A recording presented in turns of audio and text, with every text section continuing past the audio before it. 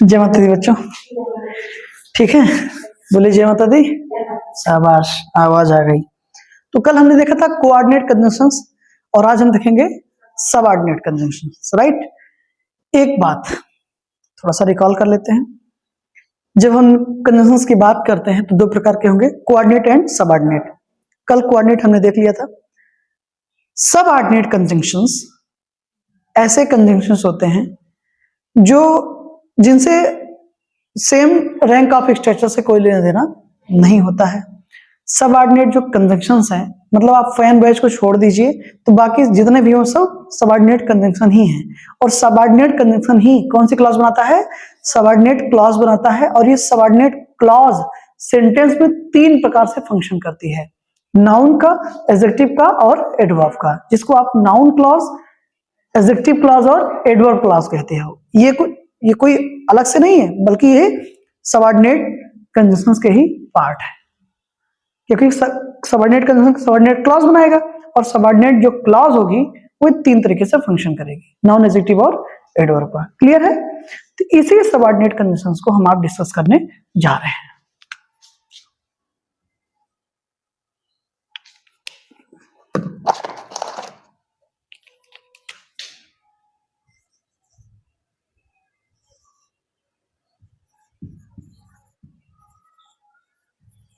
Subordinate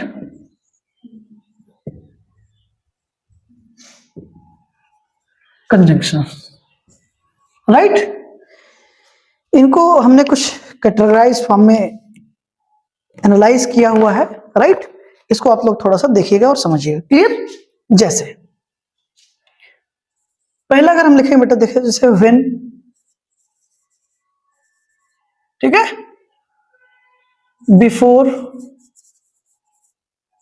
when, before, after, until, okay, as long as soon as, ठीक है, etcetera. Clear बेटा? ये सारे के सारे कहलाते हैं बेटा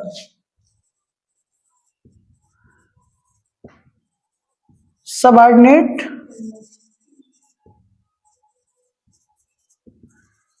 कंजंक्शंस ऑफ क्या? Time, right. When, before, after, until, मैंने कहा बेटा फैन बॉयज को छोड़ दीजिए, मतलब फॉर एंड नॉर, बट और येट, सो, इनको छोड़ देंगे क्योंकि ये कोऑर्डिनेट कंजंक्शन होते हैं बेटा, राइट। तो बाकी जितने भी हैं, स्पेशली डब्ल्यूएच फैमिली हमारी पूरी की पूरी सबऑर्डिनेट कंजंक्शन होगी, राइट।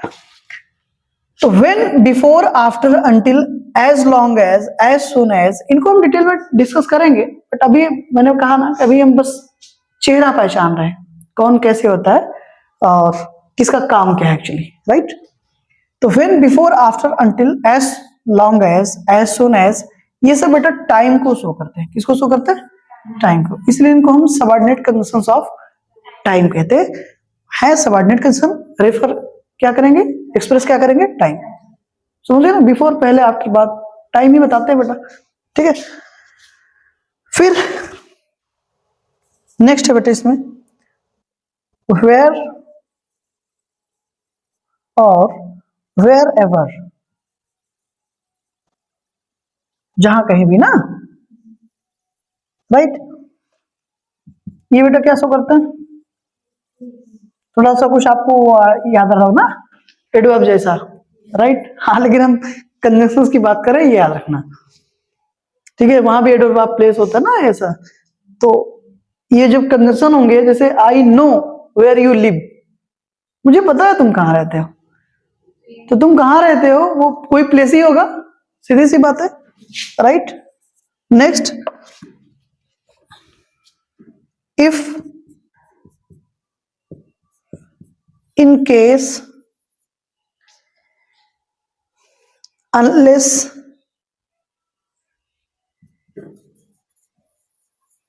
okay, provided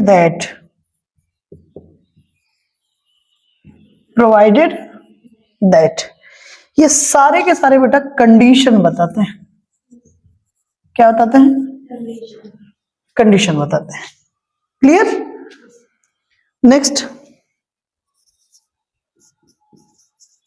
देन और एज, ये भी सबऑर्डिनेट कंजंक्शन है बेटा, और ये कंपैरिजन बताएगा। क्या बताएगा? कंपैरिजन बताएगा। कोई दिक्कत यहां तक? नेक्स्ट, बिकॉज, सिंस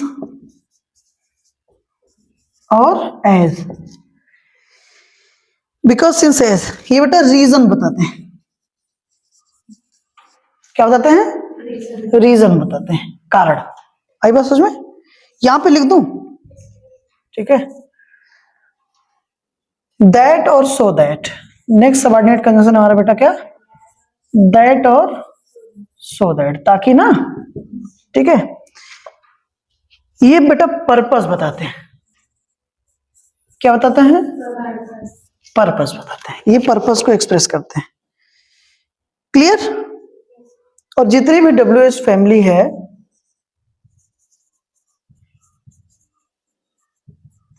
वो सब क्या होगी? वो सबऑर्डिनेट कंजंक्शन होगी, राइट? क्या होगी? Subordinate conjunction. कौन? WH family, right? अब इसमें से जो वाई होता है बेटा, वो रीजन बताता है ना, और हाउ मैनर बताता है। समझ आ रही बात? यहां तक कोई दिक्कत? और एक है बेटा दो वाली फैमिली, देखोगे ना आप, दो आल दो, हाँ, राइट? दो आल दो, हाँ, ठीक है? ये बेटा कंट्रास्ट बताता है, ठीक है? कंट्रास्टिंग एलिमेंट्स को रेफर करते हैं, ठीक? यहां तक कोई दिक्कत? फिर से समझते हैं, ठीक है? सबऑर्डिनेट कंजंक्शन बेटा, ये जितने भी हैं, अगर हम बात करें कि ये क्लॉज कौन सी बनाएंगे, ठीक है, तो आप अच्छे से जानते हैं बेटा कि इसका आंसर ये है कि क्लॉज ये होगी सबऑर्डिनेट क्लॉज। कोई दिक्कत यहां तक? अब ये क्वेश्चन मार्क हटा देते हैं, ठीक है ना? और ये सबऑर्डिनेट क्लॉज तीन तरीके से फंक्शन करती है। कहां? सेंटेंस में। किसका किसका? नाउन, एडजेक्टिव और एडवर्ब, राइट? तो सबऑर्डिनेट कंजंक्शन बेटा क्लॉज बनाएंगे। सबऑर्डिनेट क्लॉज तीन तरीके से फंक्शन करती है सेंटेंस में। सबऑर्डिनेट जो क्लॉज होती है वो नाउन का फंक्शन करेगी, एडजेक्टिव का करेगी और एडवर्ब का करेगी। कब करेगी, कैसे करेगी, ये सब डिटेल में देखेंगे। अभी जितना हम बात करें पूरा दिमाग वहां लगाइए, ठीक है? सारी गुत्थियां अपने आप सुलझती चली जाएंगी। अभी बस समझ में? नहीं तो वही हाल हुआ कि जैसे हमने फर्स्ट स्टेप लिया नहीं और डायरेक्ट पांचवें छठे दसवें पे कूद गए। और अक्सर आप देखते होंगे ग्रामीण अंचलों में क्या बच्चे कहाँ प्रॉब्लम फेस कर रहे हैं, उनको ग्रामर के नाम पे सिर्फ क्या पता है, लैंग्वेज के नाम पे क्या पता है, टेंस। मैं आपसे बता रहा हूं, अगर मैंने 10 बच्चों से पूछा होगा कि बेटा क्या पढ़ रहा हो, क्या पढ़ा जा रहा है कोचिंग कॉलेज में, किस कहीं भी अगर आइडिया लेना, अब आप लोग भी पूछिएगा, तो 10 में से 8 बच्चे ने जवाब क्या दिया? Tense tense tense. ग्रामर माने टेंस। मतलब हमारे यहाँ शुरू ही कहां से होता है? टेंस से होता है। उसके पहले की चीजें हमने नहीं पता, हमको सब्जेक्ट नहीं क्लियर है, हमको ऑब्जेक्ट नहीं क्लियर है, हमको ये भी नहीं पता है कि वर्ब का फंक्शन क्या है, कितने प्रकार की होती है, कैसे कैसे कब यूज होगी, कुछ नहीं पता। फील आया, मेन वर्ब हो गई, क्या कर रही हो, एक्शन कर रही हो, वो उसका ऑब्जेक्ट हो, मतलब फील के बाद कुछ आ रहा है तो ऑब्जेक्ट हो जाए। अब बच्चों को ये भी नहीं पता कि ऑब्जेक्ट नाउन या प्रोनाउन ही बनेगा। एकदम मैं बेसिक रूट लेवल पे बात कर रहा हूँ, बेसिक लेवल पे बात कर रहा हूँ। मैं उस बच्चे की बात नहीं कर रहा हूँ जो पढ़ने में ठीक ठाक है। पढ़ने में ठीक ठाक का मतलब पढ़ने में ठीक ठाक सभी होते हैं, बस सीधी सी बात है ना कि हमको मिला क्या, हमको प्रोवाइड क्या हुआ, हमको क्या बताया गया, हमने क्या पढ़ा, ये मैटर करता है। तो अभी मैं उस बच्चे की बात नहीं कर रहा हूँ कि जो 10 साल से या 2 साल से प्रिपरेशन करा ढंग से किसी कॉम्पिटिशन्स की। मैं एक बेसिक लेवल पे बात कर रहा हूँ कि जब ये सारी दिक्कतें शुरू कहाँ होती हैं, बच्चे को इंग्लिश से डर क्यों लगने लगता है। तो अगर आप रूट लेवल पे बात करें, बेसिक लेवल पे एकदम ग्राउंड जीरो ना, ग्राउंड लेवल पे बात करें, क्लास 6 to 12 हमारा बेसिक होता है, और क्लास 6 to 12 आप बच्चों से पूछकर देख लीजिएगा, मैक्सिमम आंसर यही आएगा टेंस। इस पार्ट्स ऑफ स्पीच क्या है, noun pronoun, noun to interjection हम बता लेंगे, लेकिन अब उनके प्रकारों की बात करिए थोड़ा सा। जैसे ही आप 5th में जाएंगे तो एक बड़ा सा जीरो नजर आएगा आपको, आई बात समझ में। और कहीं ना कहीं ये सारी चीजें हम लोग भी फेस किए हैं अनडाउटली, ठीक है, आप सबको भी पता है। तो आगे से मतलब वही है ना कि हर व्यक्ति चाहता है कि जैसे मतलब आप जूनियर ही हो, ठीक है, तो बच्चे ही आप, ठीक है, तो हर व्यक्ति चाहता है कि जैसे जो गलतियां हमने करी वो आप ना करें, ठीक है, जो चीजें हमको प्रोवाइड नहीं हो पाई वो आपको मिल जाए ना, हर गार्जियन ऐसा सोचता है। तो ठीक उसी तरीके से मैं भी सोच रहा हूँ कि कोई भी बच्चा मतलब अपने आप को असेम्ड फील ना करे और ना वो करेगा, राइट। बस जितनी भी चीजें आपको बताई गई हैं प्लेलिस्ट में जाइए, 1 by 1 चीजों को आप देखते जाएंगे तो सारी चीजें समझ में आती चली जाएंगी, ठीक है। तो कन्वेंशंस की जब हम आप बात करते हैं, स्पेशली सबऑर्डिनेट कन्वेंशंस की, तो ये सब सारे के सारे क्या, ऐसा नहीं कि सिर्फ इतने ही है, बहुत सारे हैं, ठीक है, इसलिए मैंने देखो ये एटसेट्रा लिखा हुआ है कहीं पे, ये लिखा हुआ है, आई बात समझ में। ऐसा नहीं सिर्फ इतने ही होते, बहुत सारे हैं, बट फैन वॉइस को छोड़ दीजिए, सब सबऑर्डिनेट होंगे। अब इसमें से कुछ चीजें क्या है कि जैसे वेयर एवर, हमेशा वो प्लेस को रेफर करेंगे। If in case unless provided the condition, then और एज, मतलब इससे थोड़ा सा क्लियर हो ना कि भाई क्या, अगर देन आया एज आया तो इसका मतलब चांसेस क्या बन रहे हैं, हमारे कंपैरिजन के चांसेस बन रहे हैं, तुलना के चांसेस बन रहे हैं, राइट। बिकॉज सिंस और एज आया तो सीधी सी बात है कोई ना कोई रीजन ही है। क्यों किया भाई रीजन, क्योंकि उसने मुझे गाली दी, तो रीजन था ना कि मैंने उसको थप्पड़ मारा, उसका रीजन क्या था कि उसने मुझे गाली दी। तो ये आएंगे तो समझ लेना वो रीजन ही बताएंगे ना। फिर क्या है, दैट, सो दैट, पर्पस हो गया आपका। डब्ल्यूएच फैमिली सबऑर्डिनेट कंजंक्शन ही होंगी, वाई से रीजन, और हाउ हमेशा मैनर बताएगा, राइट, कि काम कैसे किया गया, ठीक है।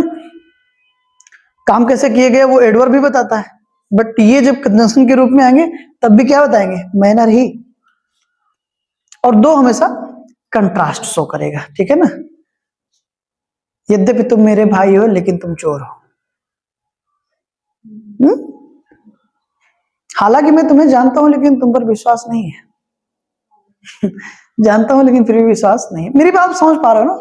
तो दो हमेशा कंट्रास्ट हो करेगा, दो आल दो, ये सारी चीजें यहां तक क्लियर है बेटा। क्योंकि कल से हम प्रैक्टिस करेंगे, हमने फर्स्ट लेक्चर में कंजंक्शन को देखा, फिर हमने कोऑर्डिनेट कंजंक्शंस को डिस्कस किया, आज हम कर रहे हैं बेटे इसको सबऑर्डिनेट कंजंक्शंस हो। कल इन्हीं पे बेस्ड हम आप क्या करेंगे, अब प्रैक्टिस करेंगे, क्वेश्चंस आएंगे उनको आप देखिएगा क्या सही है क्या गलत है, क्यों सही क्यों गलत, ये सारी चीजें एक बार इन सब चीजों को रिकॉल कर लीजिए ताकि कल से हम आप क्लास को अच्छे से रन करा सकें। क्योंकि कल आपको कल से जो क्लासेस होंगी प्रैक्टिस की वो आपको करेक्शन बेस्ड होगा, करेक्शन फाइंड आउट करने होंगे, ठीक है, क्लियर है।